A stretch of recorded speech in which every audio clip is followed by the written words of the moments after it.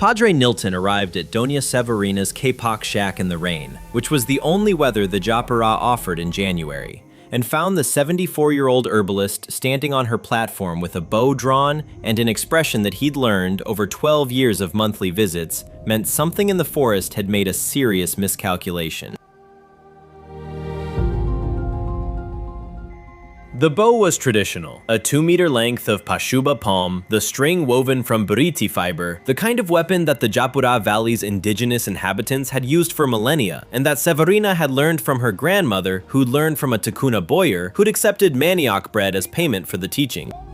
The arrow was tipped with curarized bamboo. Not the full curare of hunting lore. Severina's preparation was weaker, designed to paralyze muscle rather than stop hearts, calibrated through decades of experimentation on the fish and small predators that came too close to her herb stores.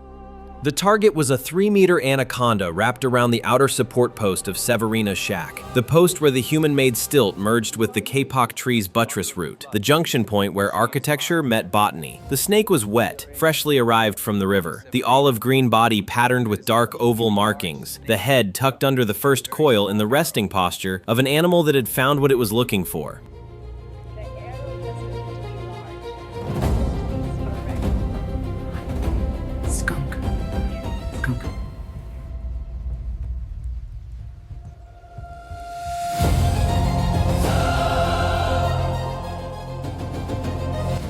The shack existed within the kapok tree the way a prayer exists within a cathedral. Entirely contained, entirely dependent. The human structure borrowing the ancient structure's authority. The roots formed walls. The buttresses formed corridors. The trunk, 5 meters in diameter, the bark deeply furrowed like the face of something very old and very patient, rose through the shack's central space and continued upward into the canopy where it disappeared into green. Every beam of the shack hung with bundles, herbs, bark strips, root sections, dried flowers, the pharmacy of the forest rendered into inventory. Copaíba for inflammation, andiroba for insect defense, muirapuama for neurological pain, cat's claw for immune response, and the kapok bark itself, strips of pale inner bark that Severina used for a fever preparation so effective that Quiteria's child had survived a river fever that the clinic in Tefe had told them was fatal. The snake was on the outer post, but the outer post connected to the inner structure. If the anaconda decided to explore, to follow the warmth, the scent of dried herbs, the particular attractant that the kapok tree seemed to produce, it would enter the shack's living space. 3 meters of snake navigating a space filled with irreplaceable medicinal preparations. Severina held the draw. The bicep trembled, 74 years of muscle holding 100 pounds of tension, but the aim was steady. A lifetime of bow work had built the particular shoulder architecture that archery demands, the back muscles doing the holding, the arm merely aiming. She came for the tree. They always come for the tree.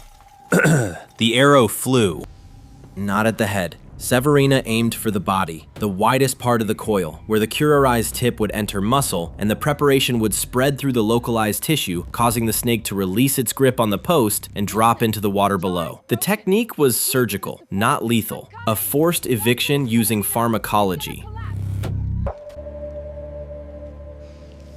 The arrow struck true. The bamboo tip buried itself in the muscle below the coil's outer ring, and the curare preparation began its work, the localized paralysis spreading outward from the puncture like a wave in still water. The snake's coils loosened, the body sagged, the grip on the post weakened. But the snake didn't fall. 3 meters of anaconda, young, strong, the body running on adrenaline that competed with the curare, contracted around the post harder. The defensive response had overridden the paralytic. The snake's muscles tightened around the post with the particular force that constricting predators evolve for, the ability to squeeze harder when threatened. The post cracked. Not a loud woody crack, a structural crack. The deep sound of masaranduba wood that had been load-bearing for 20 years reaching its compression limit as a 100-kilo constriction force squeezed it from outside. The post that connected the human stilt to the kapok root, the junction point that held the shack's eastern wall, shifted inward.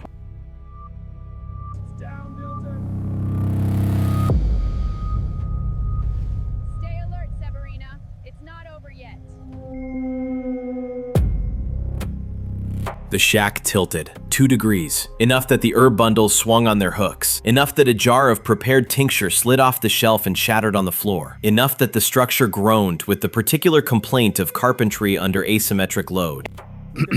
The snake held. The curare was working. The tail end coils had loosened completely, the body below the puncture going slack, but the forward coils, the ones wrapped around the post, ran on the animal's reflex system rather than voluntary control. The constriction was autonomous. The snake could be half paralyzed and still squeeze. Severina realized what she'd done. The arrow, the precisely calibrated, surgically aimed arrow, had produced the exact opposite of its intended effect. Instead of causing the snake to release and fall, it had caused the snake to tighten. The defense response, fighting the curare, was crushing the post. Milton, who had watched all of this from his canoe with the particular expression of a man who sees emergencies as confirmation that life is never boring, tied the canoe and climbed the platform. Nilton, look at this. It's still running. The resin, it's alive.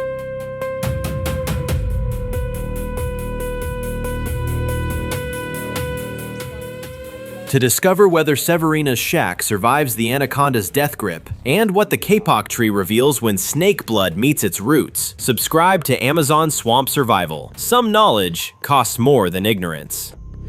Severina cut the snake free, not the post, the snake. A second arrow, this one tipped with a stronger preparation, the full paralytic, the dangerous one, the formula her grandmother had told her to use only when destruction was the alternative to risk. It actually works faster than I imagined. The second arrow relaxed everything. The anaconda's coils went slack, the body releasing the post like a fist opening, the 3 meters of muscle sliding down the stilt and into the water below with a splash that rocked Nilton's canoe. The snake floated, paralyzed, alive, the body drifting in the current that would carry it downstream and away. The post held, cracked, compressed, the structural integrity compromised but not failed. The shack's tilt eased as the pressure released. Not fully, a half degree of permanent lean that Severina would live with as a reminder. But something else happened, something that stopped Severina on the platform with her bow in her hand and her mouth open. It was always doomed. Where the snake's blood had dripped, the puncture wound from the first arrow, the blood running down the coils and onto the post and from the post into the kapok root below, the tree responded. Not metaphorically, not in the way that poets describe trees responding to rain. The bark around the blood contact point changed. Severina had worked with this tree for 30 years. She knew every fissure in its bark, every root's direction, every seasonal change in its chemistry. The kapok was her raw material. The bark she stripped for fever preparations, the resin she collected for wound treatment, the seed fibers she used as absorbent poultice material. The bark near the blood contact was producing resin, fast. In 30 years, Severina had never seen the kapok produce resin at observable speed. Normally, it was a seasonal process, the tree slowly exuding its protective compounds over weeks. But where the anaconda's blood had touched the root, the bark was weeping golden resin in real time, drops forming, swelling, running down the root in amber streams. The tree is responding to the blood. Responding? How? Severina collected the resin.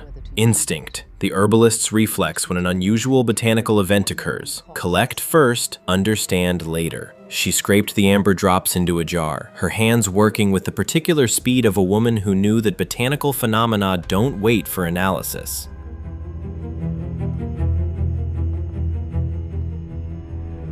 She tested the resin that evening against the preparations she knew, the fever bark, the wound treatment, the anti-inflammatory compounds she'd spent 30 years cataloging. The new resin was different, a compound she'd never isolated, a preparation the tree had never produced in her observation.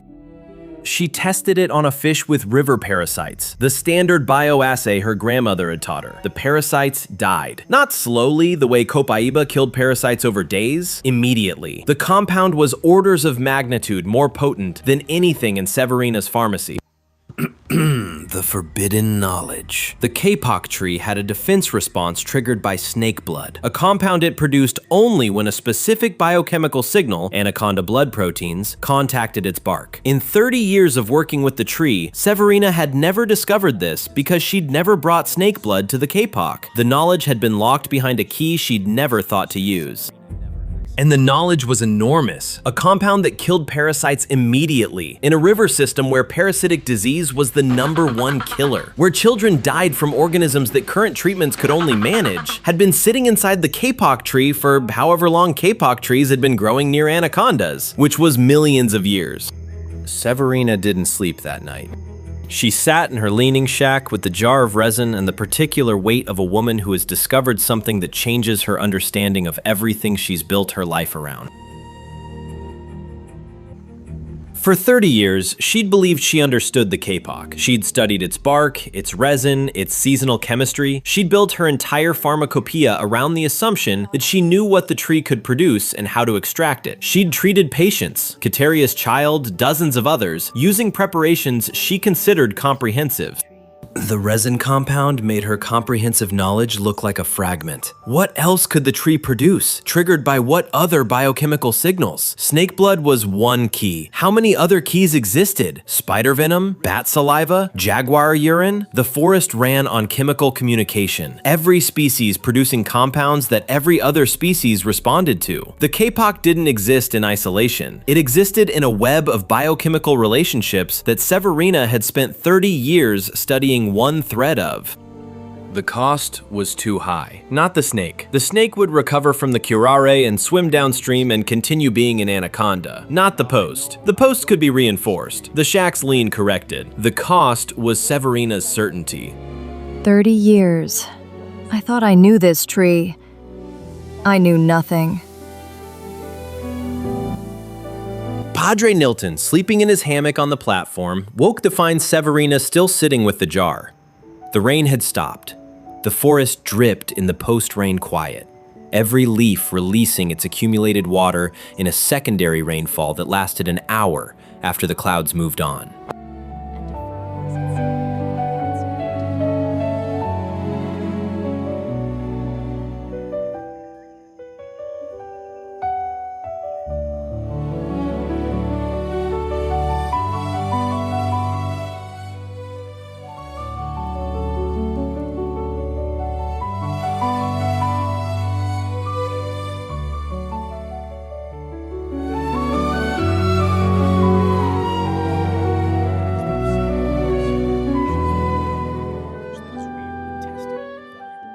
The forbidden knowledge dilemma. The compound existed. It was potent. It could treat parasitic disease in a river system where parasitic disease killed children. But accessing it required triggering the kapok's defense response, which required snake blood, which required injuring snakes. Severina's ethics, the herbalist code she'd inherited from her grandmother, forbade unnecessary harm to animals. The forest provides. You take what it offers. You don't force it to produce what it keeps hidden. The hidden things are hidden for a reason. But children died of parasites. Kateria's child had almost died. The preparation that could save them sat in a jar in Severina's hand, produced by a tree that had been offering this compound for millions of years to anyone who brought it the right key. Padre Nilton watched Severina hold the jar and recognized the expression, the look of someone whose knowledge has expanded past their comfort, past their ethics, into the territory where understanding and morality don't align. God gave you the tree. The tree produced the medicine. The question isn't whether to use it. The question is whether you can carry what knowing costs.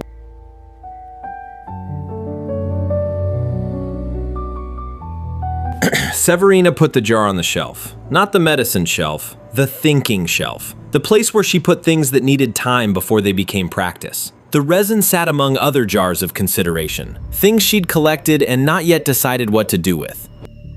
The shack leaned 1 degree east, toward the cracked post, toward the kapok root where the snake blood had triggered the revelation. The herb bundles hung at a slight angle now, the permanent tilt of a structure that had been changed by what happened to it.